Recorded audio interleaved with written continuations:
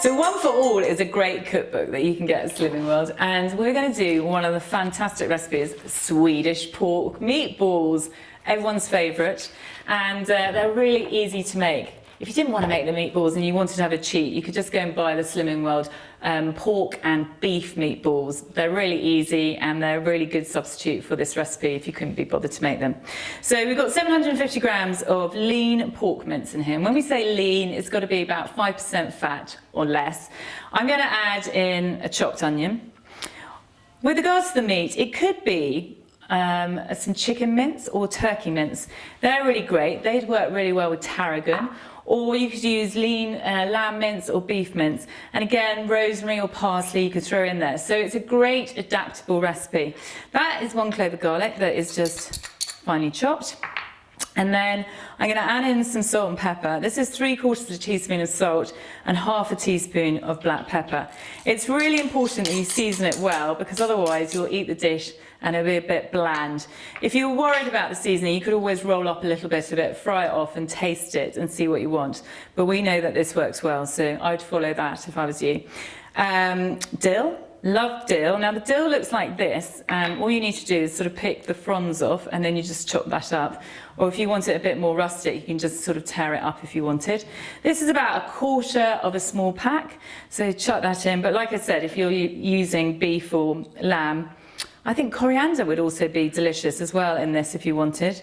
And then this is a whole nutmeg. And again, get your trusty little Parmesan grater. And it just needs to be about 1/4 teaspoon. Don't do that. That's a little mistake there. Grab it and continue to grate it. And I like to add quite a good amount of it because you want that sort of real savoury, warming note to it. So again, carefully measured, 1/4 teaspoon. And then 1 egg. And you just give that a light whisk. And then we're just going to add that in. And that's the binder to all of this. And then just get some clean hands and bring that all together. If you've got kids, it's a perfect thing to get them involved in. The reason you get your hands in rather than a spoon is you can really squelch it together and get everything thoroughly mixed. There's nothing worse than if you get a lump of garlic in your mouth, and then it's no good for anyone. So give that a good mix. This should make about 28 meatballs. They're sort of about golf ball size, so I think probably about that. And that would be perfect. And then you make another 27. So now we've got 28 beautifully shaped meatballs. I'd love to say I did all of that, but I didn't. I got a little bit of help. Anyway, we're going to do a little bit of low-calorie cooking spray into a nice hot pan. I might turn that down a little bit. And we're going to put 1/2 of these in there so they can batch cook, otherwise they'll start steaming. We're trying to get them nice and brown. They'll probably take about 8 to 10 minutes. Just check and see if they're cooked completely through.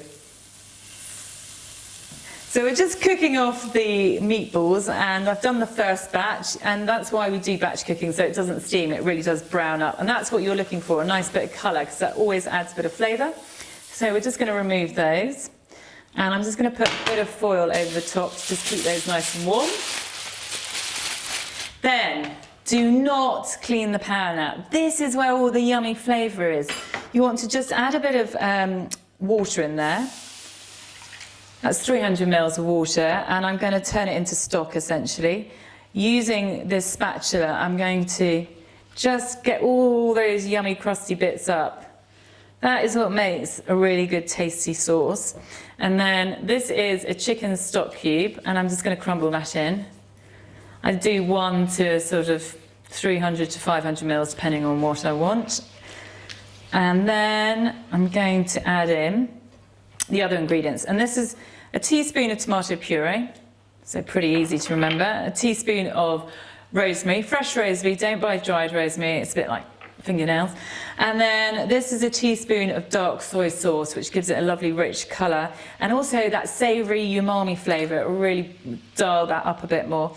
And then this is 2 teaspoons of Worcestershire sauce, and then you just put that in and you just bring that together, and that creates a yummy sauce. So then once you get it to that stage and it's sort of nearly bubbling, which it is, we're going to add the meatballs back in. And we're going to, if they're not quite cooked through, this is the time where they'll continue to cook a little bit. And you just sort of poach them in there for a little while, which is delicious, and all that flavour is going in there. I'm actually wanting some of this right now. I'm sort of really struggling not to pick up a meatball and put it in my mouth. Anyway, so we're going to keep simmering that for a couple of minutes, and then we've got a little trick with a bit of quark. So the meatballs are looking great now. We're going to thicken that sauce, and this is where that little tip with quark comes in. So it's 150 grams of quark, but I've taken 6 tablespoons of that and a level teaspoon of cornflour. And you're asking me, how is this free, this recipe, if it's got cornflour in it? Because it's got Syns. Well, 1 level teaspoon of cornflour is very minimal between 4 people, and this is what the recipe serves. So it is free, this recipe. So we're going to add that in. It's called slaking, don't know why, but you just add it into the quark and you give that a mix, and then, as if by magic, it is going to thicken up this lovely sauce that we've got here. And I've got this great little dinky little spatula here from that jug over there. Great. And we're going to just increase the heat a bit. Now, be careful with quark because it does have a tendency to split, but hopefully having the cornflour in there will stabilise it a bit. And look, instantly it turns it into that recognisable Swedish meatball liquid that we all love. And there we go. It's created something from nothing, really, which I love about that. So if you just warm that gently, that will slowly thicken. Meanwhile, what I'm going to do is I'm going to make a little quark sour cream. So we've used 6 tablespoons of the quark, but what's left over from that 150 grams is in here. And I'm going to just add in 2 tablespoons of fat-free natural Greek yogurt. And then I'm going to add in about, I don't know, a tablespoon of freshly chopped dill.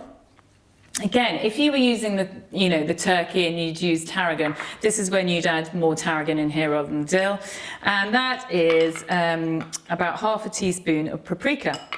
And so we're just going to add that in. And that adds a really lovely sort of piquancy and sort of smokiness to the sour cream.